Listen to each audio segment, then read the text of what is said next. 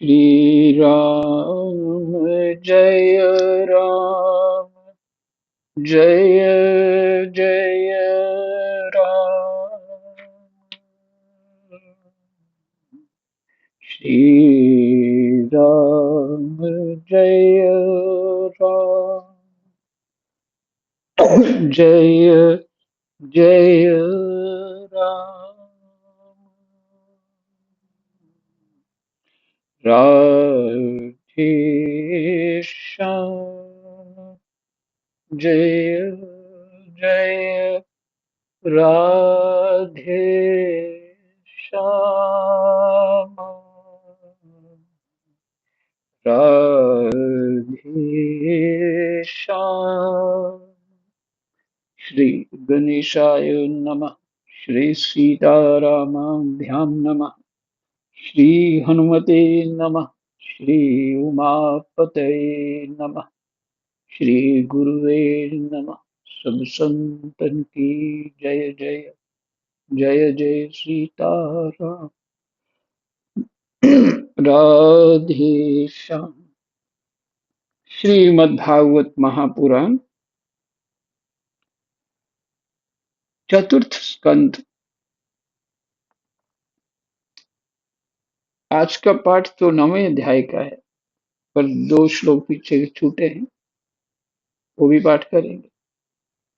9वां अध्याय ध्रुव का वर पाकर घर लौटना। आज ये प्रसंग है। आज उनकी, वैसे तो उनकी कल ही तपस्या पूरी हो गई थी, और 2 श्लोक पढ़ नहीं पाए, इसलिए पता नहीं लगा। और आज तपस्या पूरी करके घर वापस आ जाएंगे। इतना पाठ हो जाएगा। तो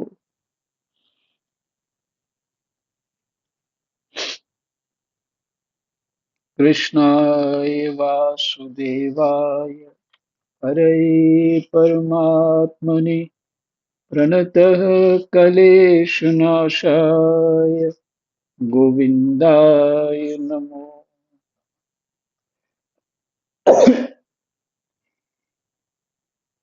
जो 70 श्लोक से पाठ शुरू किया था कल 8वें अध्याय का, उसमें प्रक्रियाएं थी कि कैसे कैसे उन्होंने साधन भजन किया। तो अब जितना जैसे उन्होंने साधन भजन किया, वो हम केवल सुन सकते हैं, वैसा पालन नहीं कर सकते। क्योंकि उन्होंने कुछ दिन जो है पत्ते इत्यादि लेकर, कभी जल लेकर के, कभी बेर खा करके, कभी कैथ खा करके, थोड़े थोड़े दिन बाद उन्होंने अपने उस भोजन को छोड़ते गए, बदलते गए। और 6 दिन के पीछे दूसरे महीने में उन्होंने घास और पत्ते खाकर भगवान का भजन किया। इन सब चीजों को इसलिए खाया कि शरीर जो है, शरीर में प्राण शक्ति चाहिए, तो इन सब चीजों में प्राण होता है। तो शरीर स्वस्थ रह सके।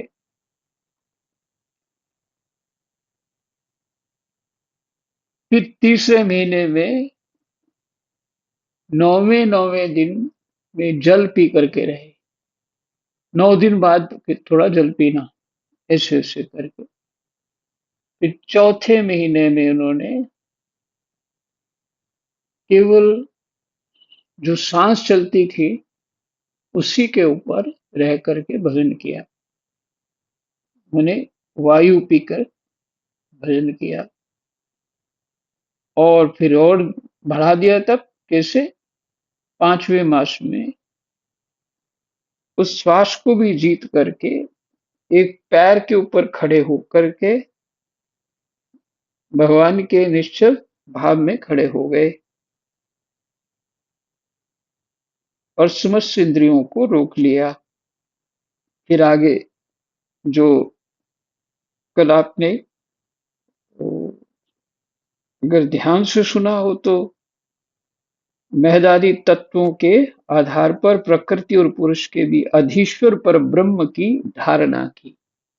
देखिए, ये शब्द जो पूरा वाक्य है, किस तरह से धारणा करी, क्या विचार करके धारणा करी, किस भाव से धारणा करी, कैसे ज्ञान से धारणा करी, जिस सब जिस हाँ, अब कनेक्ट हो गया लगता है। तो ये सब है।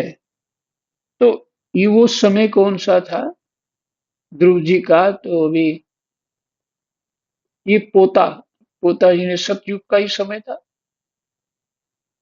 ब्रह्मा जी के पोता हैं ध्रुव जी।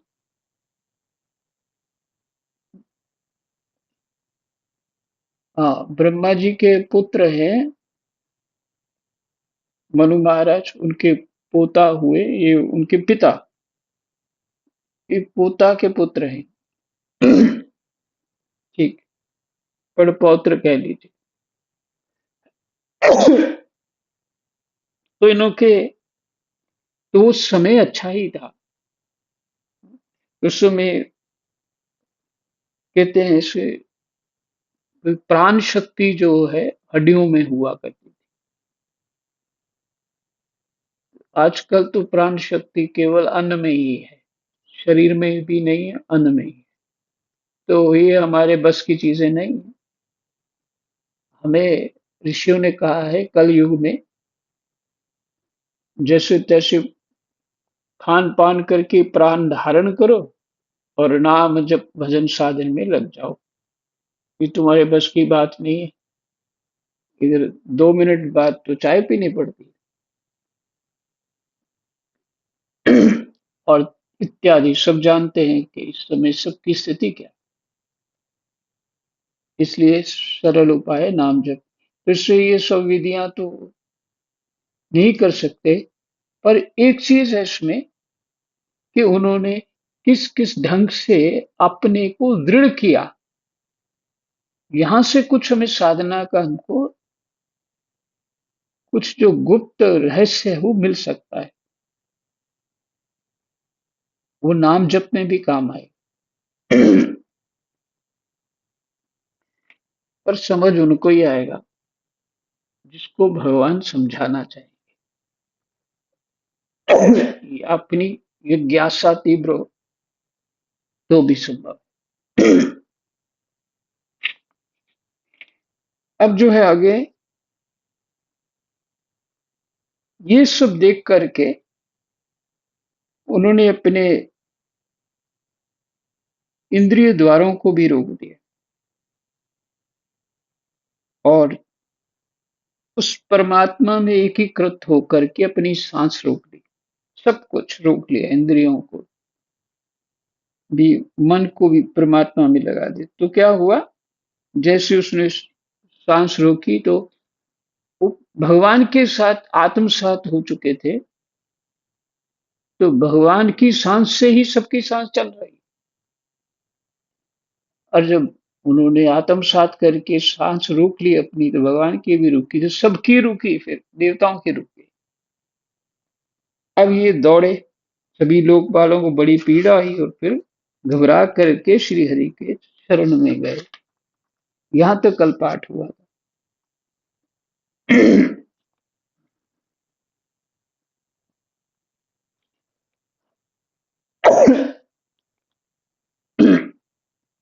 देवताओं ने कहा, भगवान समस्त स्थावर जंगम जीवों के शरीरों का प्राण एक साथ ही रुक गया है। ये देवताओं ने प्रार्थना की। ऐसा तो हमने पहले कभी अनुभव नहीं किया। आप शरणागतों की रक्षा करने वाले हैं। अपनी शरण में आए हुए हम लोगों को इस दुख से छुड़ाइए।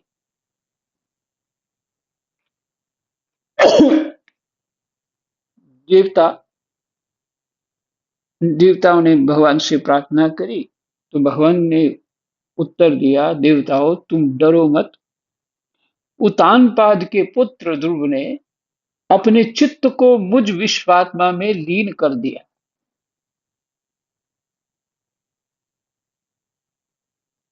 भजन की सारी प्रक्रिया यदि विवेक है तो यह समझ में आ जाएगी।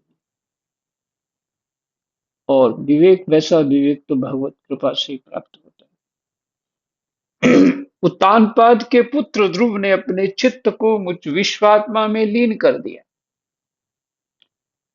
इस समय मेरे साथ उसकी अभेद धारणा सिद्ध हो गई। और खोल दिया है, अभेद धारणा सिद्ध हो गई, भगवान में तन्मय हो गए हैं। इसी से उसके प्राण निरोध से तुम सबका प्राण भी रुक गया है। अब तुम अपने अपने लोकों को जाओ, मैं उस बालक को इस दुष्कर तप से निवृत्त कर दूंगा। जो वो तप कर रहा है, मैं उसको छुड़ा दूंगा, निवृत्त कर दूंगा, और फिर तुम सबकी सांसें चलेंगी। भगवान जी ने ये उनको ये कह करके संतावना दे करके भेज दिया। आगे 9वां अध्याय पाठ शुरू कर रहे हैं। ध्रुव का वर पाकर घर लौटना। श्री मैत्रेय जी कहते हैं, विदुर जी, भगवान के इस प्रकार आश्वासन देने से देवताओं का भय जाता रहा और वे उन्हें प्रणाम करके स्वर्गलोक को चले गए। तदनंतर विराट स्वरूप भगवान गरुड़ पर चढ़कर अपने भक्त को देखने के लिए मधुवन में आए। अब इसको स्वतः ही जोड़ लीजिए, ज्यादा बातें खोलनी नहीं चाहिए। आप स्वतः इसको विचार करेंगे तो और भी अच्छा रहेगा, आपको दृढ़ होगा। विराट स्वरूप, ये शब्द को ध्यान दीजिए। तदनंतर विराट स्वरूप भगवान गरुड़ पर चढ़कर आए। तो विराट की उत्पत्ति कैसी हुई, कैसे हुई, ये भी आपने पीछे सुना, एक बार फिर पढ़ लीजिएगा। तो हम सब विराट के ही अंश हैं। विराट की इंद्रियों से ही हमारी इंद्रियां चल रही है, विराट के मन से ही हमारा मन चल रहा है, विराट की श्वासों से ही हमारे श्वास चल रहे हैं, सब कुछ उसी से कनेक्शन है। फिर भी देखो कितनी विचित्र माया है। ये भगवान तो इतने नजदीक है हमारे, वो फिर भी ढूंढते रहते हैं और फिर भी दिखते नहीं, फिर भी दिखते नहीं। क्या एक गाने की एक लाइन है, वो भजन की, मंदिर मंदिर मूरत तेरी, फिर भी न दिसे सूरत तेरी। भजन है, घट घट बासी रे, हाँ दर्शन दो घनश्याम नाथ मोरी अखियां प्यासी। बहुत पहले ये थोड़ा गुनगुनाया भी है और सुना भी है।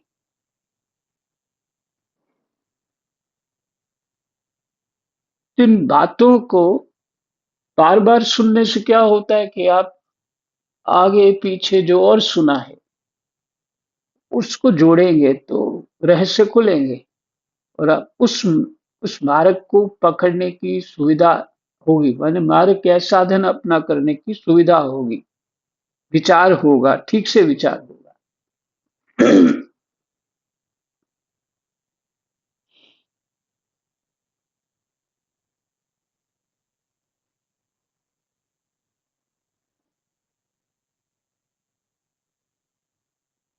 मैं कहा था, मैं ही भूल गया।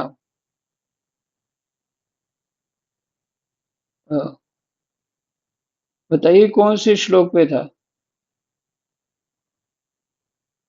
महाराज जी श्लोक नंबर 2 पर थे आप। अच्छा, दो पे थे। मैं तो 10 पे देख रहा था सीताराम। तो उस समय ध्रुव जी तीव्र योगाभ्यास से एकाग्र हुई बुद्धि के द्वारा भगवान की बिजली के बिजली के समान देदीप्यमान जिस मूर्ति का अपने हृदय कमल में ध्यान कर रहे थे, वह सहसा विलीन हो गई। इससे घबराकर उन्होंने ज्यों ही नेत्र खोले कि भगवान के उसी रूप को बाहर अपने सामने खड़ा देखा। जो ध्यान से संबंध उनका बना हुआ था, भगवान का दर्शन हो रहा था, उसको भगवान जी ने अपने ही समर्थ से विच्छेद कर दिया। तो घबरा करके आंखें खोल दी तो भगवान सामने खड़े थे। ये समर्थ भगवान के अंदर ही है। तो विराट स्वरूप का आप एक बार जो पाठ है वहां किया वो सुन लीजिए या खुद पढ़ लेना जरूर। तो फिर आज का जो पाठ है ना, बहुत सहयोग कर देगा।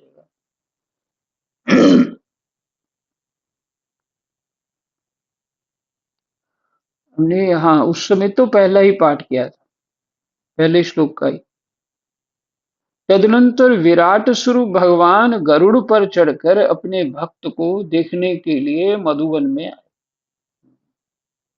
यहाँ पे उस समय ध्रुव जी तीव्र योगाभ्यास से एकाग्र हुई बुद्धि के द्वारा भगवान की बिजली के समान दैदीप्यमान जिस मूर्ति का अपने हृदय कमल में ध्यान कर रहे थे, वह सहसा विलीन हो गई,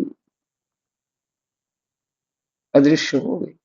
इससे घबराकर उन्होंने ज्यों ही नेत्र खोले कि भगवान के उसी रूप को बाहर अपने सामने खड़ा देखा।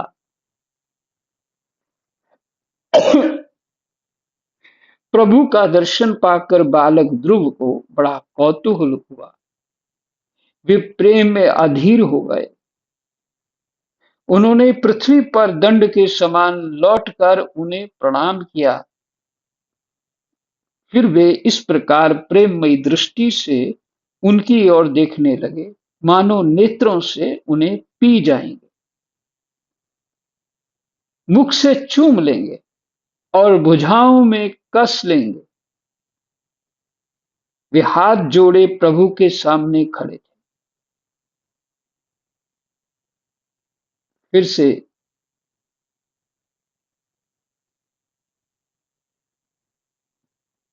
तीसरा श्लोक। प्रभु का दर्शन पाकर बालक ध्रुव को बड़ा कौतूहल हुआ। वे प्रेम में अधीर हो गए।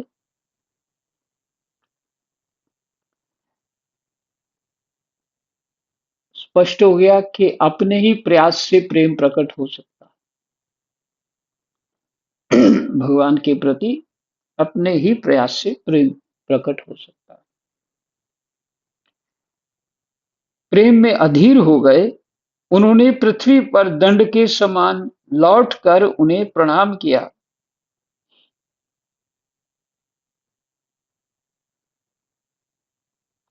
फिर वे इस प्रकार प्रेम भरी दृष्टि से उनकी ओर देखने लगे, मानो नेत्रों से उन्हें पी जाएंगे।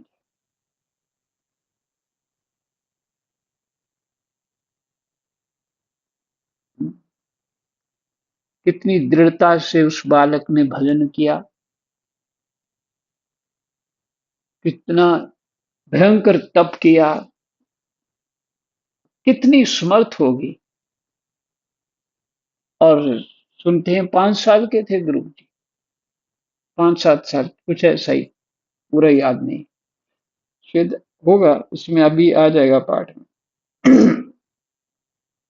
तो साधक तो पुराने ही रहे होंगे, जन्म जन्मांतर के साधक होंगे। और देखिए यहाँ सुंदरता उस बात की, पूरा रहस्य खोल दिया। 5 साल के बालक की जैसी बुद्धि होती है, वैसी बुद्धि श्रद्धा चाहिए हमको। ये है निर्मलता।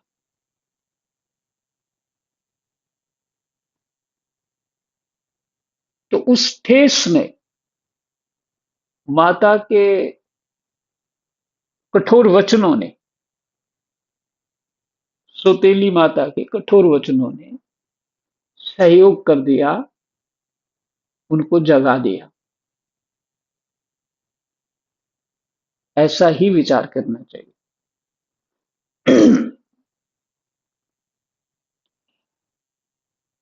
और वो अपने स्वरूप में आगे आगे सुनीति माता जी ने भी भगवान की प्रेरणा से वैसा ही कहा, और ध्रुव जी चल पड़े और भजन किया। उसी अवस्था में मैंने, छोटी अवस्था में, तो जब हम बड़े हो जाते, इतने पक जाते हैं कि अपने संसार के अनुभव, सुख दुख की अनुभूतियां, कड़वाहटें, कठोरताएं, विचारों की, और एक प्रकार से सुख दुख के कारण या धोखे के कारण जो अविश्वास होता है, उसकी जड़ता में फंसे रहते हैं।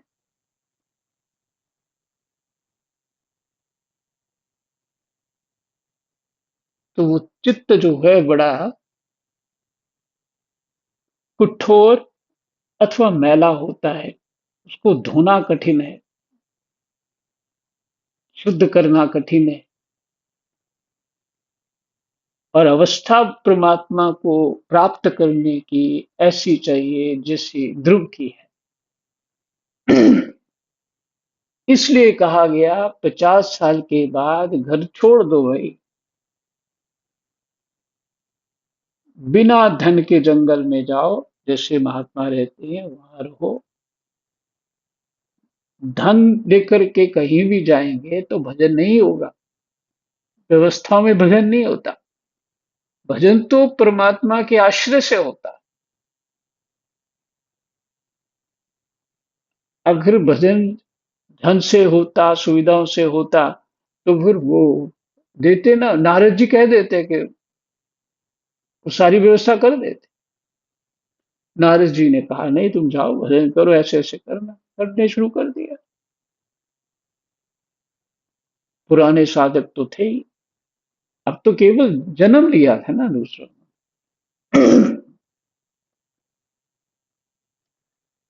तो हम चाहते हैं कि एक हाथ से संसार भी पकड़े रखें, एक साथ अध्यात्म भी पकड़े रखें,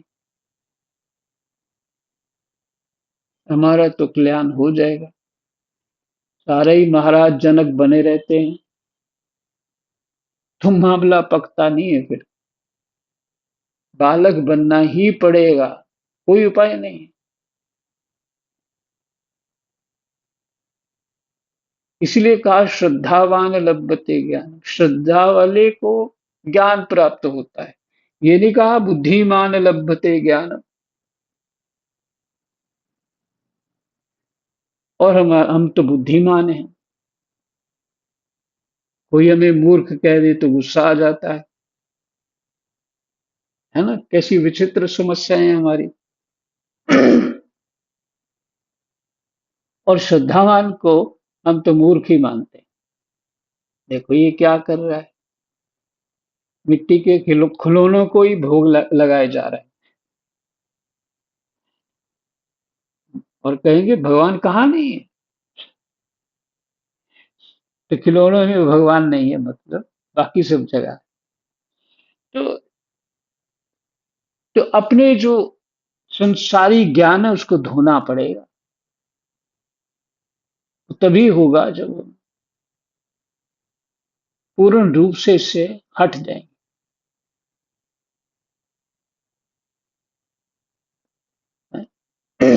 ऐसा समझ में आता है। बाकी सबको अपनी अपनी समझ है, जैसी समझ समझ हो वैसा करे। तो श्रद्धावान ही, ये जो भगवान कह रहे हैं इसमें तो कोई दूसरा ना नुकर तो कर ही नहीं सकता।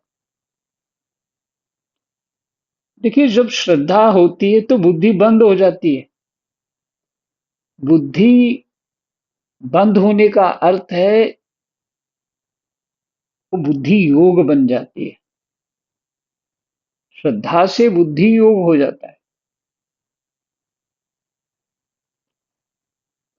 उसमें दूसरे जिसके प्रति श्रद्धा होती है उसकी बात हमारे चित्त में गहरी उतर जाती है। उसकी कही हुई बात हमारे हृदय में गहरी उतर जाती है। इसलिए उसको उसका ज्ञान ट्रांसफर हो जाता है जो कह रहा होता है। तो श्रद्धा ही नहीं होती तो फिर अपना विचार करेगा, जी जो उसने कहा वो कितना ठीक है कितना गलत है, मैंने ये सुना था मैंने वो सुना था। रजोगुण तमोगुण को भी बीच में ला करके वो समुद्र मंथन करने लग जाएगा। तो फिर निकलेगा वही जानते हैं जो शंकर जी ने पिया। हम्म। मंथन तो अमृत के लिए किया, फिर निकला वो कुछ और। इसलिए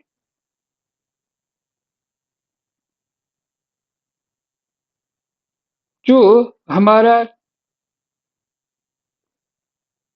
निर्मल भाव, निर्मल विचार, शुद्ध हृदय, अर्थात माने हृदय में कुछ और नहीं होना चाहिए, परमात्मा की चाह के अतिरिक्त कुछ होना ही नहीं चाहिए। क्योंकि संसार में जितने धर्म कर्म है वो किसके लिए है? सब साधन सिद्धि राम पग नेहु। संसार का जो प्रवृत्ति मार्ग है वो भगवान के चरणों में प्रेम करने के लिए।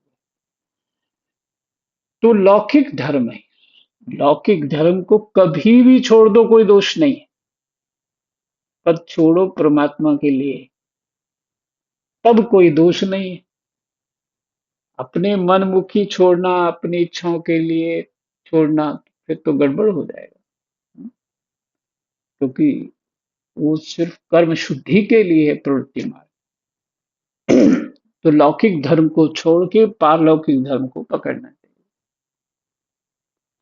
तो यहाँ श्रद्धा की बात हो रही थी।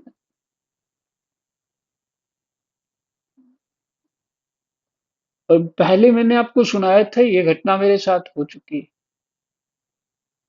मैं छोटा ही था, 8-10 साल का होगा, मुश्किल 8-10 साल।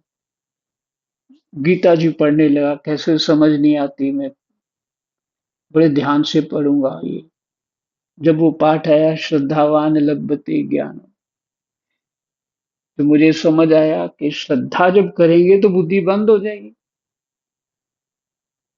तो बुद्धि सोचने विचार की तो श्रद्धा में होता नहीं, आज्ञा पालन नहीं होती। तो मैंने ज्ञान ठीक लिया, किसी ने गलत दिया, क्या दिया मुझे कैसे पता लगे। तो उस दिन मैंने गीता छोड़ दी, मुझे गीता नहीं पढ़नी। फिर सालों बाद जो है प्रसंगवश गीता पढ़ने लगे, समझने लगे। किसी किसी दूसरे ने थोड़ा बहुत समझाया, तब समझ में आया। फिर बाद में तो अपने आप खुलता गया सब। वो तो वृंदावन आके खुला।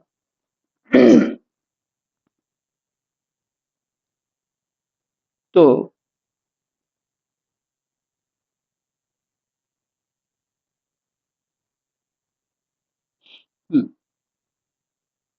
वे हाथ जोड़े प्रभु के सामने खड़े थे और उनकी स्तुति करना चाहते थे, परंतु किस प्रकार करें यह नहीं जानते थे।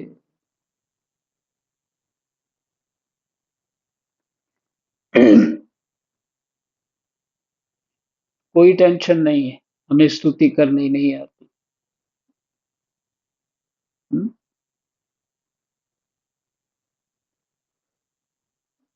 ये ध्रुव जी से, इनके प्रसंग से सब समझ में आ जाएगा।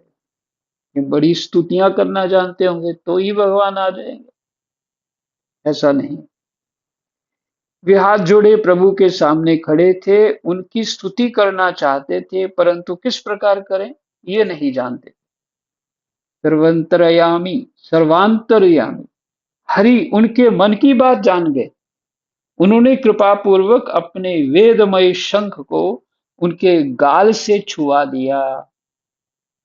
शंख का स्वरूप समझ में आ गया। वेदमय शंख को उनके गाल से छुआ दिया। ध्रुव जी भविष्य में अविचल पद प्राप्त करने वाले थे। इस समय शंख का स्पर्श होते ही उन्हें वेदमयी दिव्यवाणी प्राप्त हो गई।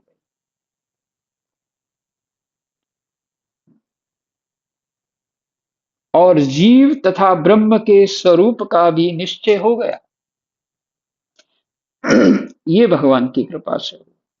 वे अत्यंत भक्ति भाव से धैर्य पूर्वक विश्व विख्यात कीर्तिमान श्री हरि की स्तुति करने लगे। राम राम, वही दूर चले गए आए तो यही विश्राम करते।